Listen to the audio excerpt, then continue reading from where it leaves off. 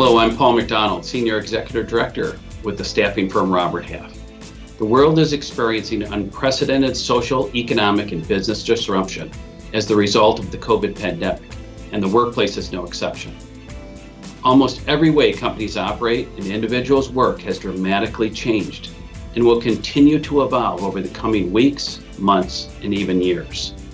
Together with my special guest, internationally renowned statistician and well-being expert Nick Marks, we're going to explore some positive, practical suggestions for making the transition back to office-based work and take an early look at what the future of work might look like post-COVID-19. Our goal is to uncover strategies to help both individuals and companies determine what can be learned from this experience and what they need to do now to be successful. Nick, as lockdown and social distancing guidelines start to be lifted and people returning to office-based work, let's explore what the new reality of work is going to look like. Do you have some suggestions, on people dealing with fear and respecting worker choice as they kind of head into the office or be invited into the office? Yeah, it's going to be difficult and for some people quite challenging as their sort of anxiety levels are very high. And, when people are frightened, they partly the reaction is to freeze, so they're not going to be good at collaborating. They're going to be perhaps nervous of other people. People that have been trusted colleagues will suddenly feel like, oh might they have the virus? And so I think there's going to be a very difficult negotiation. Some people who are more anxious are going to really struggle. Some who are more confident perhaps won't, or people who have had it will feel sort of invincible. So there's going to be a big variety of experience as people come back and try and keep a distance and try and collaborate. So it will be, you need to judge on an individual basis, on individual office location basis, and also individual people basis about how it's going to work. And the communication factor, between management or supervisor and employee is just increasing as we look at this remote workforce and what we've been thrown into in this COVID-19 crisis. What is some advice that you would have for managers on communication with their teams? So I think that we obviously need to do more, and we also need to be checking in whether it's working for people. Some people want more little chat, and some people want to be left alone sometimes because they've got very pressured windows they can work in because of childcare or elder care, whatever else is going on for them. So it's finding tailored solutions for individuals. It's talking to the whole team, perhaps daily at the moment.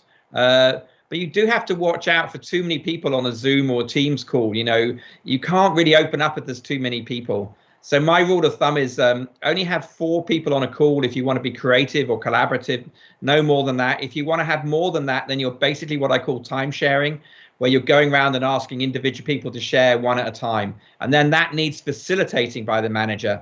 You can't expect the quiet people to speak unless you call on them. So you really need to be drawing them into it. Again, it's just good management, but like amplified.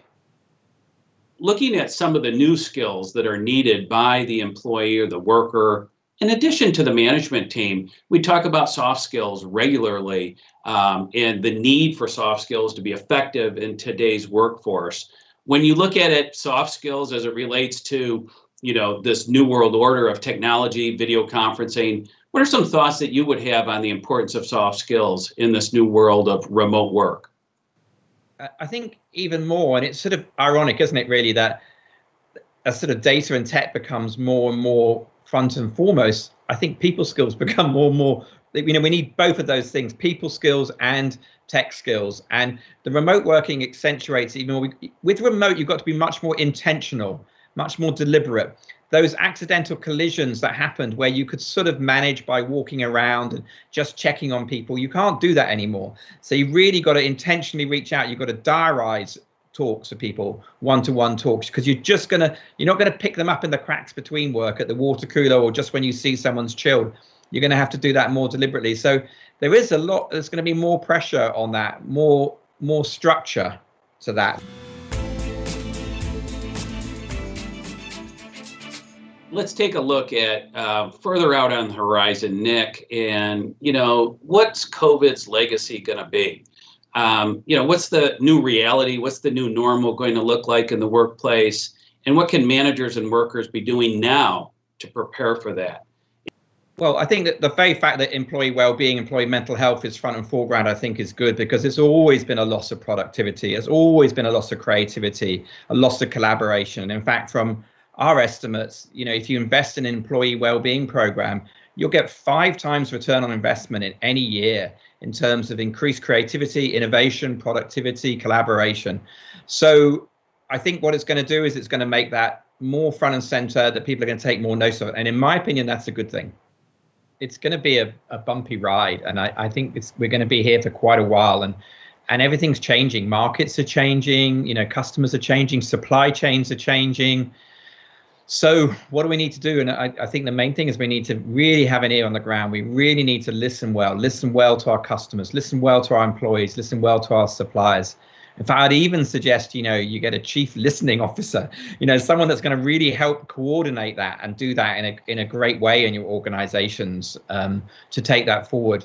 And if you listen and you react, then you can be what we call agile, and you can respond to that. And this might be opportunities for smaller companies, because they typically are more agile and more able to respond than larger ones. And larger ones will be more difficult to steer, although they probably have more access to capital, so they might ride it out better. But the world is not going to be the same. That's for sure. This is a huge global shock.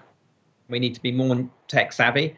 I think it even more increases the need for people skills, and that actually the 2 sets of skills of people and tech are going to be the growing managerial skills that we need, and the growing skills that all employees need to be able to do is to use both of those things. So, the more that we do remote working, the more empathy we have to have, the more we have to understand differences between people and the different circumstances. So it's an interesting world.